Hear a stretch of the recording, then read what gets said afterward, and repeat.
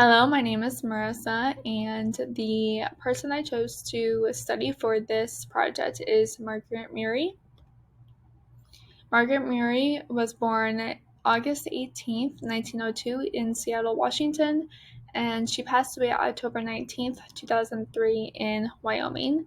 The photo on the left is of her and her husband near their home in 1953, and then the photograph on the right is of Margaret after her husband had passed away and shortly before she herself passed away.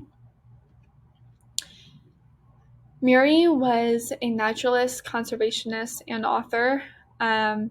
She did a lot as a conservationist. Her and her husband studied the elk and caribou population in Alaska for 8 months, and even though it was over the span of 8 months, the couple referred to this adventure as their honeymoon. And a few years after that, they ended up traveling to the Old Crow River in Canada to study geese. Margaret did a lot of things for the conservation movement. She had this idea on somehow, some way to protect an entire ecosystem. And she ended up doing this by laying out a lot of scientific information on how to do this, which ended up laying out the entire scientific and intellectual arrangements for large national parks and national preserves like Yellowstone or the Grand Canyon, those kinds of national parks that we know of today. It's all because of her, the conservation and everything done. Um, and the goal of all of these scientists is because of her.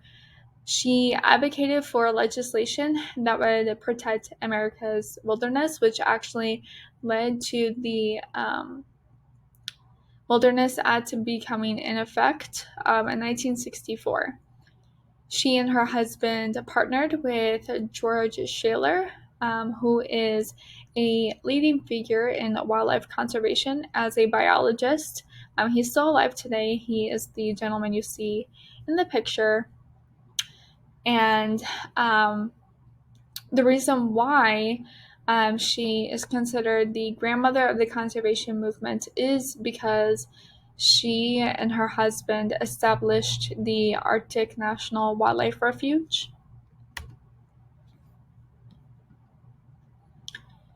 She has a few other achievements that I thought were absolutely amazing.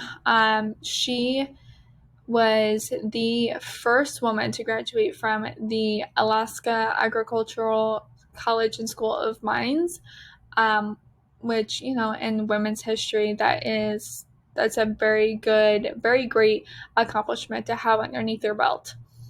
She also wrote a book, and it's called Two in the Far North, and it is a memoir about she and her husband's adventures done in the wildlife together. And she also received the Audubon Medal. And this medal is given for great achievements for environmental conservation and protection. And Margaret was also awarded the Presidential Medal of Freedom by President Bill Clinton. And this medal is the highest civilian award of the United States. The picture you see on the left is of Margaret in her cap and gown as she graduated college. And then the photo that you see in the right is a photo of the cover of her memoir, again called Two in the Far North. And then this is the works cited that I have for all of the information that I provided.